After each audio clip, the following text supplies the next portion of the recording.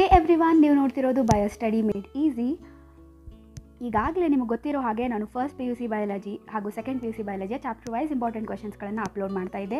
So for second test ನಿಮಗೆ ಇರುವಂಥ ಚಾಪ್ಟರ್ಸ್ನ ನೀವು ಕಮೆಂಟ್ ಮಾಡಿದ್ರಿ. ಈಗಾಗಲೇ ಪ್ಲ್ಯಾಂಟ್ ಫಿಸಿಯಾಲಜಿಯ ವರ್ಗು ಏನೇನೆಲ್ಲ ಇಂಪಾರ್ಟೆಂಟ್ ಕ್ವೆಶನ್ಸ್ ಇದೆ ಅದು ಕಂಪ್ಲೀಟ್ ಆಗಿದೆ. ನೀವು ನೋಡಿಲ್ಲ ಅಂತಂದರೆ ನೋಡಿ ತಿಳ್ಕೊಳ್ಬಹುದು.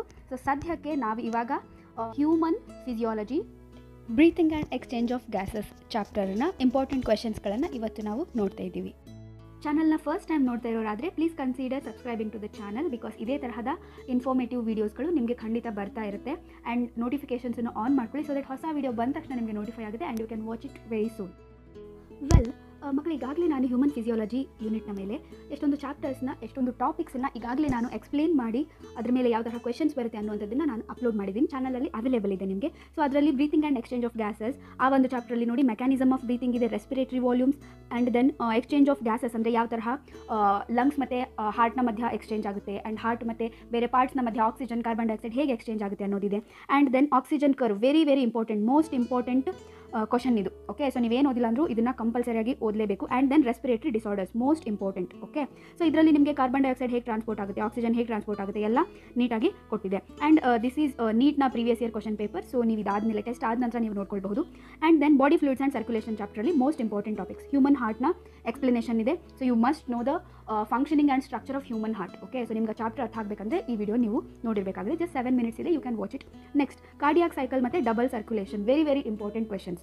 ಎರಡೂದ್ರ ಮೇಲೂ ಕ್ವೆಶನ್ಸ್ ಬರೋ ಸಾಧ್ಯತೆ ತುಂಬ ಇರುತ್ತೆ. ಆ್ಯಂಡ್ ಅದಾದ ನಂತರ next locomotion and movement chapter ಮೇಲೂ ಕೂಡ ನಾನು ಆಲ್ಮೋಸ್ಟ್ ಟಿಲ್ ಜಾಯಿಂಟ್ಸ್ ಆ್ಯಂಡ್ ಡಿಸಾರ್ಡರ್ಸ್ವರೆಗೂ ಆ್ಯಂಡ್ ಸ್ಲೈಡಿಂಗ್ ಫಿಲಮೆಂಟ್ ಥಿಯರಿ ಇದೆ. ಓಕೆ, ಸೊ ಎಲ್ಲ ಟಾಪಿಕ್ಸನ್ನು ನಾನು ಅಪ್ಲೋಡ್ ಮಾಡಿದ್ದೀನಿ. ಆ್ಯಂಡ್ ಕೆಮಿಕಲ್ ಕೋಆರ್ಡಿನೇಷನ್ ಚಾಪ್ಟ್ರಲ್ಲಿ ನಿಮಗೆ ಹಾರ್ಮೋನ್ಸ್ದು ಆಲ್ ಹಾರ್ಮೋನ್ಸ್ನ ವಿಡಿಯೋ ಸಿಂಗಲ್ ಶಾರ್ಟಲ್ಲಿದೆ. ಆ್ಯಂಡ್ ಪ್ಲ್ಯಾಂಟ್ ಹಾರ್ಮೋನ್ಸ್ದು ಪ್ಲ್ಯಾಂಟ್ ಫಿಸಿಯಾಲಜಿನಲ್ಲಿ ಸಿಂಗಲ್ ಶಾರ್ಟಲ್ಲಿ ಕಂಪ್ಲೀಟ್ ವಿಡಿಯೋದಲ್ಲಿ ನಿಮಗೆಲ್ಲ ಎಕ್ಸ್ಪ್ಲನೇಷನ್ ಸಿಕ್ಬಿಡುತ್ತೆ. ಓಕೆ, ಸೊ ನೀವಿನ್ನೂ ನೋಡಿಲ್ಲ ಅಂತಂದರೆ ವಿಡಿಯೋನ ನೋಡಿ ಸೊ ಚೆನ್ನಾಗಿ ಅರ್ಥ ಮಾಡಿಕೊಂಡು ಟೆಸ್ಟ್ ಅಥವಾ ಎಕ್ಸಾಮನ್ನು ಬರೆಯೋದಕ್ಕೆ ಪ್ರಿಪೇರ್ ಆಗಿ. ಆ್ಯಂಡ್ ನಾನು ಇವಾಗ ಹೊರಟಿರೋ ಕ್ವಶನ್ಸ್ಗೆ ಆನ್ಸರ್ಸ್ ಕೂಡ ನಿಮಗೆ ಸಾಕಷ್ಟು ಇದರಲ್ಲಿ ಸಿಕ್ಬಿಡುತ್ತೆ. ಎಲ್ಲ ನೋಡಿ ನೀವು ಆನ್ಸರ್ಸನ್ನು ತಿಳ್ಕೊಳ್ಬೋದು. ನಾವು ಕ್ವಶನ್ಸನ್ನು ನೋಡೋಣ.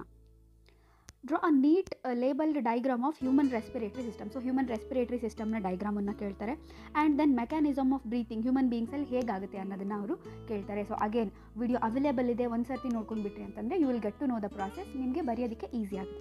Next, what is oxygen dissociation curve. So oxygen dissociation curve ಅಂದರೆ ಏನು ಆ್ಯಂಡ್ ಯಾವ್ಯಾವ ಫ್ಯಾಕ್ಟರ್ಸ್ಗಳು ಡಿಸೋಸಿಯೇಷನ್ ಆಫ್ ಆಕ್ಸಿಹಿಮೋಗ್ಲೋಬಿನನ್ನು ಕಾಸ್ ಮಾಡುತ್ತೆ ಅಂತ ಹೇಳಿ ಕೇಳ್ತಿದ್ದಾರೆ. ಓಕೆ, ಸೊ ನಿಮಗೆ ಆ ಟಾಪಿಕ್ ಏನು ನಾನು ಆಕ್ಸಿಜನ್ ಡಿಸೋಸಿಯೇಷನ್ ಕರ್ವ್ ಅಥವಾ ಆಕ್ಸಿಜನ್ ಟ್ರಾನ್ಸ್ಪೋರ್ಟ್ ಅಂತ ಏನು ವಿಡಿಯೋ ಮಾಡಿದ್ದೀನಲ್ವ, ಸೊ ಅದರಲ್ಲಿ ನೀಟಾಗಿ ಈ ಕರ್ವನ್ನ ಹಾಗೂ ಯಾವ್ಯಾವ ಫ್ಯಾಕ್ಟರ್ಸಿಂದ ಆ ಕರ್ವ್ ಎಫೆಕ್ಟ್ ಆಗುತ್ತೆ ಅನ್ನೋದನ್ನು ಹೇಳಿದ್ದೀನಿ. ಸೊ ಅದನ್ನು ಒಂದು ಸರ್ತಿ ನೋಡ್ಕೊಂಡ್ಬಿಡಿ. Next, modes of carbon dioxide transportation. So oxygen transport ಆದ ತಕ್ಷಣವೇ ಇರೋದೇ ಕಾರ್ಬನ್ ಡೈಆಕ್ಸೈಡ್ನ ಟ್ರಾನ್ಸ್ಪೋರ್ಟ್. ಓಕೆ, ಸೊ 3 ರೀತಿಯಲ್ಲಿ ಕಾರ್ಬನ್ ಡೈಆಕ್ಸೈಡ್ ಟ್ರಾನ್ಸ್ಪೋರ್ಟ್ ಆಗುತ್ತೆ. ಒಂದು ಡಿಸಾಲ್ವ್ಡ್ ಸ್ಟೇಟಲ್ಲಿ ಈ ಒಂದು ಕಾರ್ಬನ್ ಡೈಆಕ್ಸೈಡ್ ಟ್ರಾನ್ಸ್ಪೋರ್ಟ್ ಆಗುತ್ತೆ. That is 7% of carbon dioxide dissolved ಸ್ಟೇಟಲ್ಲಿ ಟ್ರಾನ್ಸ್ಪೋರ್ಟ್ ಆಗುತ್ತೆ. ಇನ್ನು ನೆಕ್ಸ್ಟ್ ಕಾರ್ಬ್ ಅಮೀನೋ ಕಾಂಪೌಂಡ್ಸ್ ಆಗಿ, ಕಾರ್ಬ್ ಅಮೀನೋ ಕಾಂಪೌಂಡ್ಸ್ ಆಗಿಬಿಟ್ಟು ಕೂಡ ಅಂದರೆ ಈ ಒಂದು ಡೈರೆಕ್ಟ್ಲಿ ಹಿಮೋಗ್ಲೋಬಿನ್ ಜೊತೆ ಸೇರ್ಕೊಂಡ್ಬಿಟ್ಟು ಈ ತರಹ ಅನ್ಸ್ಟೇಬಲ್ ಕಾರ್ಬ್ ಅಮಿನೋ ಕಾಂಪೌಂಡ್ಸನ್ನು ಫಾರ್ಮ್ ಮಾಡುತ್ತೆ. ಸೊ ಆ ಥರನೂ ಟ್ರಾನ್ಸ್ಪೋರ್ಟ್ ಆಗುತ್ತೆ. And then as bicarbonate ions. So majority of the carbon ಡೈಆಕ್ಸೈಡ್ನ ಟ್ರಾನ್ಸ್ಪೋರ್ಟ್ ಆಗುವಂಥದ್ದು ಬೈಕಾರ್ಬೋನೇಟ್ ಅಯಾನ್ಸ್ ಆಗಿ. ಸೊ ಯಾವ್ಯಾವ ತರಹ ಆಗುತ್ತೆ ಅನ್ನೋದನ್ನು ಅಗೇನ್ ವಿಡಿಯೋದಲ್ಲಿ ಎಕ್ಸ್ಪ್ಲೇನ್ ಮಾಡಿದೆ, ನೀವು ನೋಡಿ ತಿಳ್ಕೊಳ್ಬಹುದು. Next, how oxygen transported from lungs to the tissues in human beings. Okay, so again ನಿಮಗೆ ಚಾನಲಲ್ಲಿ ವೀಡಿಯೋಸ್ ಏನು ಅವೈಲೇಬಲ್ ಇದೆ ಬ್ರೀತಿಂಗ್ ಆ್ಯಂಡ್ ಎಕ್ಸ್ಚೇಂಜ್ ಆಫ್ ಗ್ಯಾಸಸ್ದು. ಸೊ ಎಲ್ಲ ವೀಡಿಯೋಸ್ಗಳನ್ನು ನೋಡಿ ನಿಮಗೆ ಕಂಪ್ಲೀಟಾಗಿ ಚಾಪ್ಟರ್ ಅರ್ಥ ಆಗುತ್ತೆ. Next, respiratory disorders. Okay, so 3 respiratory disorders. ಈ ಹ್ಯೂಮನ್ ಫಿಸಿಯಾಲಜಿನಲ್ಲಿ ಲಾಸ್ಟಲ್ಲಿ ಏನು ಡಿಸಾರ್ಡರ್ಸ್ಗಳು ಬರ್ತಾವಲ್ವ, so they are very very important disorders. Okay, so ಒಂದು ಕ್ವಶನ್ ಅದ್ರ ಮೇಲೆ ಬಂದೇ ಬರುತ್ತೆ ನಿಮಗೆ. ಥಿಯರಿ ಎಕ್ಸಾಮ್ಸಲ್ಲಿ ಬರ್ಬೋದು, ಆರ್ ಎಲ್ಸ್ ನೀಟ್ ಅಥವಾ CET-ನಲ್ಲಿ ಕೂಡ ಬರ್ಬೋದು. ಓಕೆ, ಸೊ ಹಾಗಾಗಿ ರೆಸ್ಪಿರೇಟರಿ ಡಿಸಾರ್ಡರ್ಸಲ್ಲಿ ಮೊದಲನೇದು ಯಾವುದಿದೆ, ಅಸ್ತಮಾ ಇದೆ. ಓಕೆ, ಸೊ ಏನು ಕೇಳ್ಬೋದು, ಅಸ್ತಮಾ ಅವರು ಡೈರೆಕ್ಟಾಗಿ ಅಸ್ತಮಾ ಬಗ್ಗೆ ಬರೀರಿ ಅಂತ ಕೇಳ್ಬೋದು, ಅಥವಾ ಅವರು ಸಿಂಪ್ಟಮನ್ನು ಕೊಟ್ಟು ಇದು ಯಾವುದರ ಸಿಂಪ್ಟಮ್, ಇದು ಯಾವ ಥರ ರೆಸ್ಪಿರೇಟರಿ ಡಿಸಾರ್ಡರ್ ಅಂತ ಕೇಳ್ತಾರೆ.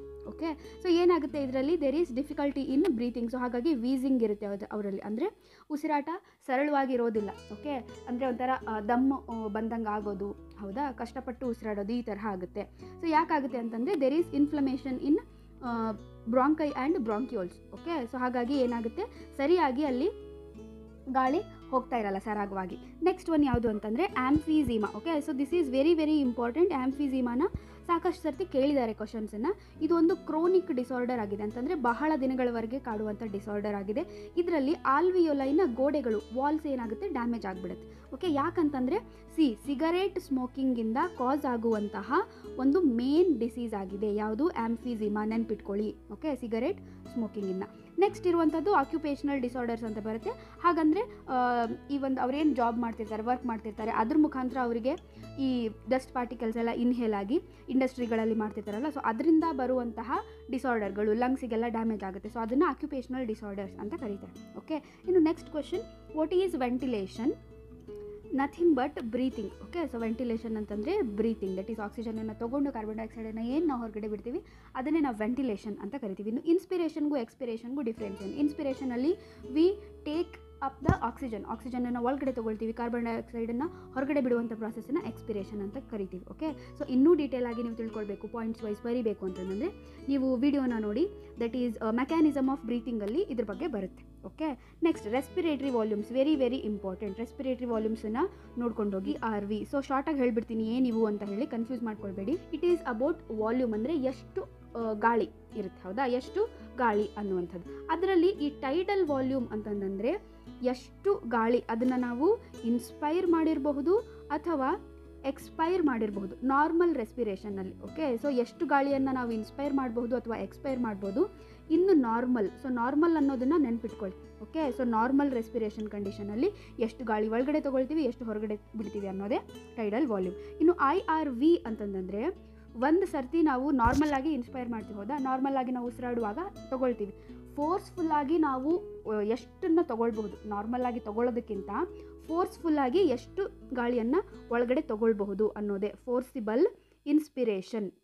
ಓಕೆ, ಎಷ್ಟು ಗಾಳಿಯನ್ನು ತೊಗೊಳ್ತೀವಿ, that is inspiratory reserve volume. Same ERV ಅಂತಂದರೆ ನಾರ್ಮಲ್ ಆಗಿ ನಾವು ಎಷ್ಟು ಗಾಳಿಯನ್ನು ಹೊರಗಡೆ ಬಿಡ್ತೀವಿ, ಎಕ್ಸ್ಪೈರ್ ಮಾಡ್ತೀವಿ, ಅದಕ್ಕಿಂತ ಜಾಸ್ತಿ ಫೋರ್ಸ್ಫುಲ್ಲಿ ನಾವು ಎಕ್ಸ್ಪೈರ್ ಮಾಡಿದಾಗ ಎಷ್ಟು ಗಾಳಿಯನ್ನು ನಾವು ಎಕ್ಸ್ಪೈರ್ ಮಾಡ್ತೀವಿ ಅನ್ನುವಂಥದ್ದು.